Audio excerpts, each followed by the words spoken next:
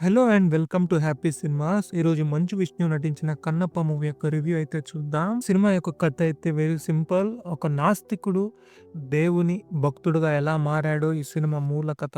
ఎలా తన జీవితాన్ని తన దేవునికి అర్పించాడనేది ఈ సినిమాలో మనం చూస్తాం. దీని ఎమోషనల్ వేగానే మనకు ఈ సినిమా చూపించుకుని వచ్చారు.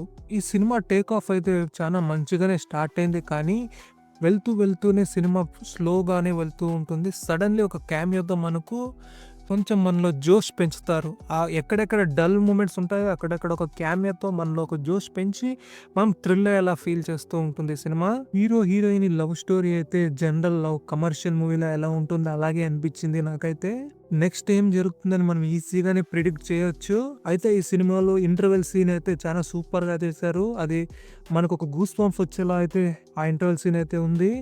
సెకండ్ హాఫ్ అయితే మంచి ఇంట్రెస్టింగ్ సీన్‌తోనే స్టార్ట్ అవుతుంది. సెకండ్ హాఫ్ నుంచినే కథ ట్రాక్ మారుతుంది. ఎందుకంటే సెకండ్ హాఫ్ నుంచే మన ప్రభాస్ ఎంట్రీ ఇస్తాడు. ఆ మూమెంట్ నుంచి సినిమా రేంజే మారిపోతుంది.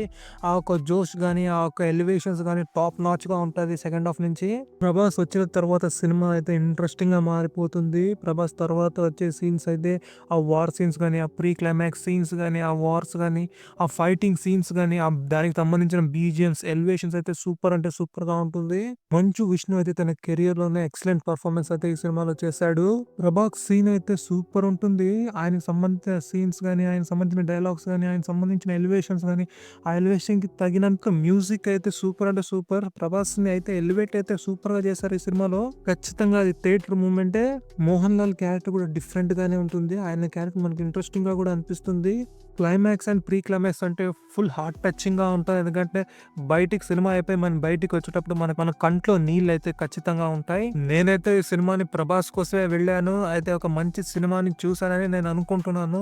నాకైతే ఒకే సినిమా అయితే కొన్ని ఎలివేషన్స్, కొన్ని సీన్స్, బీజిఎంతో నాకు సినిమా అయితే నచ్చింది. ఇదొక డీసెంట్ వాచ్ మూవీ. ఖచ్చితంగా ఒకసారి అయితే అందరూ చూడొచ్చు. దీంట్లో ఎటువంటి అడల్ట్ కంటెంట్ అయితే లేదు. ఈ సినిమాలో నెగెటివ్ అని నాకు అనిపించిందంటే, దాదాపు సినిమా 3 అవర్స్ 2 మినిట్స్ ఉంది. అంత లెంత్ ఈ సినిమాకి అవసరం లేదు. అన్‌వాంటెడ్ సీన్స్ అయితే దండిగా ఉంది. హీరో, హీరోయిన్ మధ్య రొమాన్స్ సీన్ అయితే నాకైతే అస్సలు నచ్చలేదు. ఎందుకంటే ఆ సీన్ జనరల్‌గానే ఉంది. కమర్షియల్ మూవీలో ఎలా ఉంటుందో అలాగే ఉంది. ఈ సినిమా పేసింగ్ కూడా కొంచెం ఫాస్ట్‌గా ఉండింటే సినిమా ఇంకా సూపర్‌గా ఉంటుంది. ఎడిట్ కూడా ఇంకా క్రిస్ప్‌గా చేసుండొచ్చు. ఈ సినిమా యొక్క స్క్రీన్ ప్లే కూడా ప్రిడిక్టబులే. ఇంకా కొంచెం ఇంట్రెస్టింగ్‌గా మార్చుండొచ్చు. నేనైతే ఒకసారి ఖచ్చితంగా చూడమని చెప్తాను. ఇదొక డీసెంట్ వాచ్ మూవీనే. ఆ కంటెంట్ మీకు నచ్చితే లైక్ చేయండి, షేర్ చేయండి, సబ్స్క్రైబ్ చేయండి.